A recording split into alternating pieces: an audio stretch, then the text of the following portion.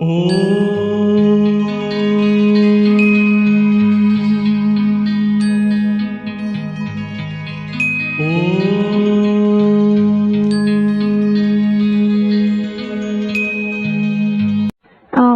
शांति।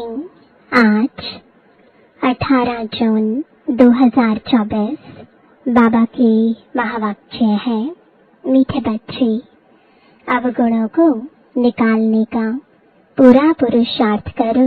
जिस गुण की कमी है उसका पोता मेल रखो। गुणों का दान करो तो गुणवान बन जाएंगे। प्रश्न है, गुणवान बनने के लिए कौन सी पहली श्रीमत मिली हुई है? उत्तर है, मीठे बच्चे, गुणवान बनना है तो पहला, किसी की भी देह को मत देखो, अपने को आत्मा समझो। एक बाप से सुनो, एक बाप को देखो, मनुष्य मत को नहीं देखो। दूसरा, देह अभिमान के वश ऐसी कोई एक्टिविटी ना हो जिससे बाप का व ब्राह्मण कुल का नाम बदनाम हो। उल्टी चलन वाले गुणवान नहीं बन सकते, उन्हें कुल कलंकित कहा जाता है। ओम शांति। बाप दादा के हाथ में मोती के फूल थे। बाबा साक्षात्कार कराते हैं, ऐसा खुशबूदार फूल बनने का है। बच्चे जानते हैं हम फूल बने थे जरूर। गुलाब के फूल मोती के फूल भी बने थे अथवा हीरे भी बने थे, अब फिर बन रहे हैं। यह है सच्चे, आगे तो थे झूठे।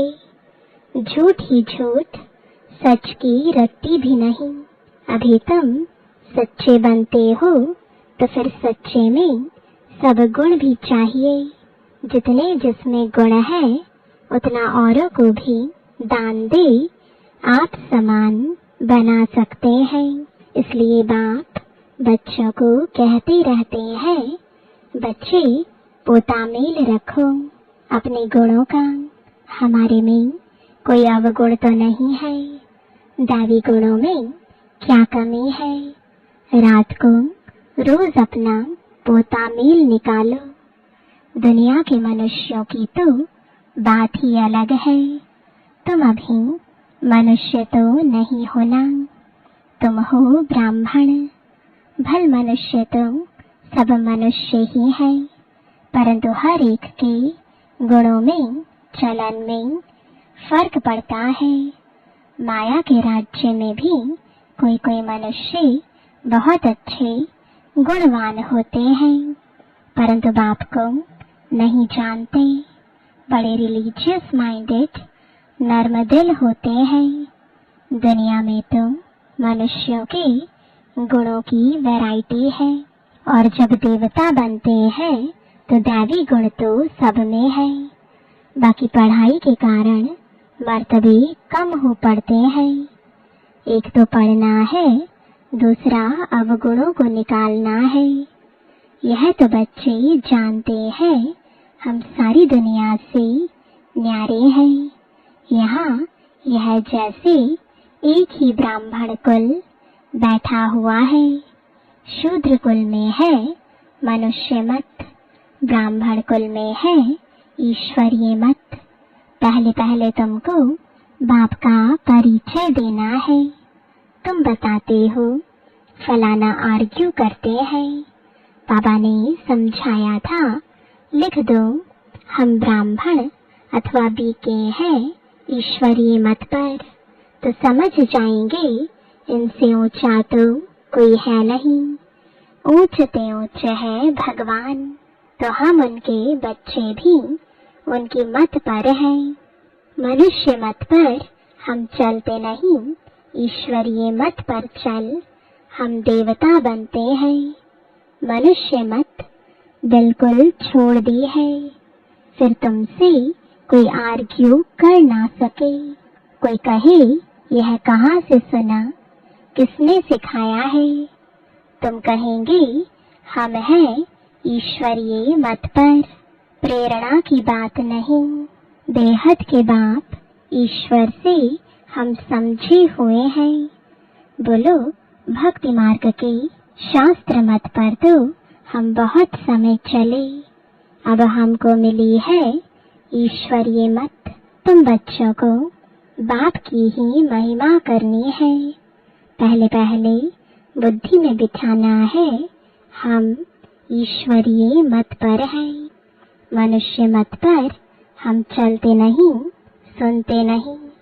ईश्वर ने कहा है, hear no evil, see no evil. मनुष्य मत, आत्मा को देखो, शरीर को नहीं देखो। यह तो पतित शरीर है, इनको क्या देखने का है। इन आँखों से यह नहीं देखो, यह शरीर तो पतित का पतित ही है। यहाँ के यह शरीर तो सुधरने नहीं है और ही पुराने होने हैं। दिन प्रतिदिन सुधरती है आत्मा। आत्मा ही अविनाशी है। इसलिए बाप कहते हैं, सी नो इविल। शरीर को भी नहीं देखना है। देह सहित देह के जो भी संबंध है उनको भूल जाना है। आत्मा को देखो, एक परमात्मा बाप से सुनो। इसमें ही मेहनत है। तुम फील करते हो यह बड़ी सब्जेक्ट है। जो होशियार होंगे उनको पद भी इतना ऊंच मिलेगा। सेकंड में जीवन मुक्ति मिल सकती है, परंतु अगर पूरा पुरुषार्थ नहीं किया तो फिर सजाएं भी बहुत खानी पड़ेंगी। तुम बच्चे अंधों की लाठी बनते हो बाप का परिचय देने के लिए। आत्मा को देखा नहीं जाता, जाना जाता है। आत्मा कितनी छोटी है। इस आकाश तत्व में देखो, मनुष्य कितनी जगह लेते हैं। मनुष्य तो आते जाते रहते हैं ना। आत्मा कहाँ आती जाती है क्या? आत्मा की कितनी छोटी सी जगह होगी। विचार की बात है, आत्माओं का झुंड होगा। शरीर की भेंट में आत्मा कितनी छोटी है, वह कितनी थोड़ी जगह लेगी। तुमको तो रहने के लिए बहुत जगह चाहिए। अभी तुम बच्चे विशाल बुद्धि बने हो। बाप नई बातें समझाते हैं नई दुनिया के लिए, और फिर बताने वाला भी नया है। मनुष्य तो सबसे रहम मांगते रहते हैं। अपने में ताकत नहीं है जो अपने पर रहम करे। तुमको ताकत मिलती है, तुमने बाप से बरसा लिया है, और कोई को रहम दिल नहीं कहा जाता है। मनुष्य को कभी देवता नहीं कह सकते हैं। रहम दिल एक ही बाप है जो मनुष्य को देवता बनाते हैं। इसलिए कहते हैं, परमपिता परमात्मा की महिमा अपरम अपार है, उसका पारावार नहीं। अभी तुम जानते हो उनके रहम का पारावार नहीं है। बाबा जो नई दुनिया बनाते हैं उसमें सब कुछ नया होता है। मनुष्य, पशु, पक्षी सब सतो प्रधान होते हैं। बाप ने समझाया है, तुम ऊंच बनते हो तो तुम्हारा फर्नीचर भी ऐसा ऊंच ते ऊंच गाया हुआ है। बाप को भी कहते हैं ऊंचे ते ऊंचा, जिससे विश्व की बादशाही मिलती है। बाप साफ कहते हैं, हम हथेली पर बहिष्ट ले आता हूँ। वो लोग हथेली से केसर आदि निकालते हैं। यहाँ तो पढ़ाई की बात है। यह है सच्ची पढ़ाई। तुम समझते हो हम पढ़ रहे हैं, पाठशाला में आए हैं पाठशालाएं तुम बहुत खोलो तो तुम्हारी एक्टिविटी को देखें। कोई फिर उल्टी चलन चलते हैं तो नाम बदनाम करते हैं। देह अभिमान वाले की एक्टिविटी ही अलग होगी। देखेंगे ऐसी एक्टिविटी है तो फिर जैसे सब पर कलंक लग जाता है। समझते हैं इनकी एक्टिविटी में तो कोई फर्क नहीं है, तो गोया बाप की निंदा कराई ना। टाइम लगता है, सारा दोष उस पर आ जाता है। मैनर्स बहुत अच्छे चाहिए। तुम्हारे कैरेक्टर्स बदलने में कितना टाइम लगता है। तुम समझते हो कोई कोई के कैरेक्टर्स बहुत अच्छे फर्स्ट क्लास होते हैं, वह दिखाई भी पड़ेंगे। बाबा एक एक बच्चे को बैठ देखते हैं इनमें क्या खामी है जो निकलनी चाहिए। एक एक की जांच करते हैं, खामियां तो सब में है। तो बाप सबको देखते रहते हैं, रिजल्ट देखते रहते हैं। बाप का तो बच्चों पर लव रहता है ना। जानते हैं इनमें यह खामी है, इस कारण यह इतना ऊंच पद पा नहीं सकेंगे। अगर खामियां नहीं निकली तो बड़ा मुश्किल है। देखने से ही मालूम पड़ जाता है। यह तो जानते हैं अभी टाइम पड़ा है। एक एक की जांच करते बाप की नजर एक एक के गुणों पर पड़ेगी। पूछेंगे तुम्हारे में कोई अवगुण तो नहीं है। बाबा के आगे तो सच बता देते हैं। कोई कोई को देह अभिमान रहता है तो नहीं बताते हैं। बाप तो कहते रहते हैं आप ही जो करे सो देवता। कहने से करे वह मनुष्य, जो कहने से भी ना करे। बाबा कहते रहते हैं जो भी खामियां हैं इस जन्म की, वह बाप के आगे आप ही बताओ। बाबा तो सबको कह देते हैं खामियां सर्जन को बतानी चाहिए। शरीर की बीमारी नहीं, अंदर की बीमारी बतानी है।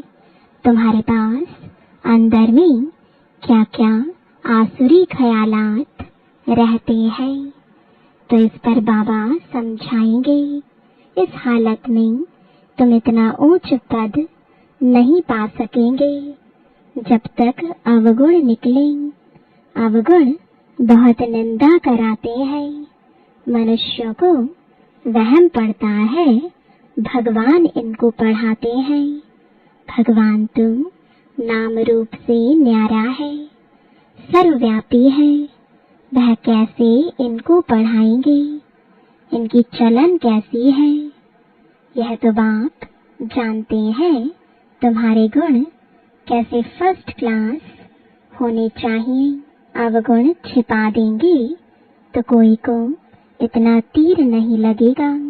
इसलिए जितना हो सके अपने में अवगुण जो है उनको निकालते जाओ। नोट करो हमारे में यह खामी है तो दिल अंदर में खाएगी।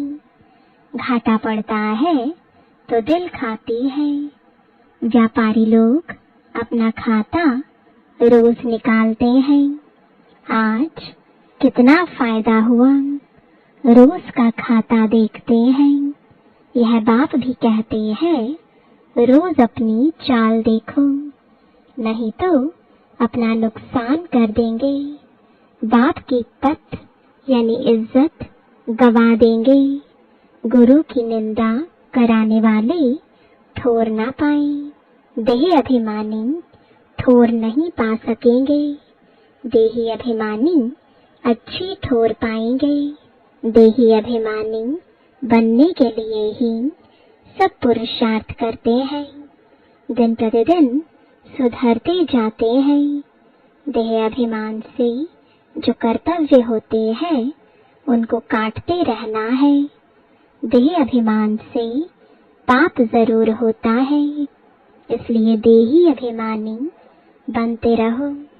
यह तो समझ सकते हो, जन्मते ही राजा कोई होता नहीं। देही अभिमानी बनने में टाइम तो लगता है ना, यह भी तुम समझते हो। अभी हमको वापस जाना है। बाबा के पास बच्चे आते हैं, कोई 6 मास बाद आते, कोई 8 मास बाद भी आते हैं। तो बाबा देखते हैं इतने समय में क्या उन्नति हुई है। दिन प्रतिदिन कुछ सुधरते रहते हैं या कुछ दाल में काला है। कोई चलते चलते पढ़ाई छोड़ देते हैं। बाबा कहते हैं यह क्या, भगवान तुमको पढ़ाते हैं भगवान भगवती बनाने, ऐसी पढ़ाई तुम छोड़ देते हो। अरे वर्ल्ड गॉड फादर पढ़ाते हैं, इसमें एब्सेंट माया कितनी प्रबल है। फर्स्ट क्लास पढ़ाई से तुम्हारा मुख मोड़ देती है। बहुत है जो चलते रहते हैं, फिर पढ़ाई को लात मार देते हैं। यह तो तुम समझते हो। अब हमारा मुंह है स्वर्ग तरफ, लात है नर्क तरफ। तुम हो संगम युगी ब्राह्मण। यह पुरानी रावण की दुनिया है। हम वाया शांति धाम सुख धाम तरफ जाएंगे। बच्चों को यही याद रखना पड़े, टाइम बहुत कम है, कल भी शरीर छूट सकता है। बाप की याद नहीं होगी तो फिर अंतकाल। बाप समझाते तो बहुत है, यह सब गुप्त बातें हैं। नॉलेज भी गुप्त है, यह भी जानते हैं कल्प पहले जिसने जितना पुरुषार्थ किया है वही कर रहे हैं। ड्रामानुसार बाप भी कल्प पहले मुआफिक समझाते रहते हैं, इसमें फर्क नहीं पड़ सकता है। बाप को याद करते रहो तो तुम्हारे विकर्म विनाश होते जाएं। सजा नहीं खानी चाहिए। बाप के सामने सजाएं बैठ खाएंगे तो बाप क्या कहेंगे। तुमने साक्षात्कार भी किए हैं, उस समय माफ नहीं कर सकते। इन द्वारा बाप पढ़ाते हैं तो इनका ही साक्षात्कार होगा। इन द्वारा वहाँ भी समझाते रहेंगे तुमने यह किया, फिर उस समय बहुत रोएंगे, चिल्लाएंगे, अफसोस भी करेंगे। बगैर साक्षात्कार सजा दे ना सके। कहेंगे तुमको इतना पढ़ाते थे, फिर ऐसे ऐसे काम किए। तुम भी समझते हो रावण की मत पर हमने कितने पाप किए हैं। पूज्य से पुजारी बन पड़े हैं। बाप को सर्वव्यापी कहते आए, यह तो पहले नंबर की इंसल्ट है। इसका हिसाब किताब भी बहुत है। बाप उल्हाना देते हैं तुमने अपने को कैसी चमाट मारी है। भारतवासी ही कितना गिरे हैं। बाप आकर समझाते हैं अभी तुमको कितनी समझ मिली है। सो भी नंबरवार समझते हैं ड्रामा अनुसार। आगे भी ऐसे ही इस समय तक के क्लास की यह रिजल्ट थी। बाप बताएंगे तो सही ना। तो बच्चे अपनी उन्नति करते रहे। माया ऐसी है जो देही अभिमानी रहने नहीं देती है। यही बड़ी सब्जेक्ट है। अपने को आत्मा समझ बाप को याद करो तो पाप भस्म हो जाए। अच्छा, मीठे मीठे सिकिलदे बच्चों प्रति माता पिता बाप दादा का याद प्यार और गुड मॉर्निंग। रूहानी बाप की रूहानी बच्चों को नमस्ते। रूहानी बच्चों की रूहानी बाप दादा को गुड मॉर्निंग और नमस्ते। धारणा के लिए मुख्य सार है, पहला, देह अभिमान में आने से पाप जरूर होते हैं। देह अभिमानी को ठूर नहीं मिल सकती, इसलिए देही अभिमानी बनने का पूरा पुरुषार्थ करना है। कोई भी कर्म बाप की निंदा कराने वाला ना हो। दूसरा, अंदर की बीमारियां बाप को सच सच बतानी है, अवगुण छिपाने नहीं है। अपनी जांच करनी है कि मेरे में क्या क्या अवगुण है। पढ़ाई से स्वयं को गुणवान बनाना है। वरदान है, हद की रॉयल इच्छाओं से मुक्त रहे, सेवा करने वाले निस्वार्थ सेवाधारी भव। जैसे ब्रह्मा बाप ने कर्म के बंधन से मुक्त न्यारे बनने का सबूत दिया, सिवाय सेवा के स्नेह के और कोई बंधन नहीं। सेवा में जो हद की रॉयल इच्छाएं होती हैं, वह भी हिसाब किताब के बंधन में बांधती हैं। सच्चे सेवाधारी इस हिसाब किताब से भी मुक्त रहते हैं। जैसे देह का बंधन देह के संबंध का बंधन है, ऐसे सेवा में स्वार्थ यह भी बंधन है। इस बंधन से वह रॉयल हिसाब किताब से भी मुक्त निस्वार्थ सेवाधारी बनो। स्लोगन है, वायदों को फाइल में नहीं रखो, फाइनल बन कर दिखाओ। ओम शांति।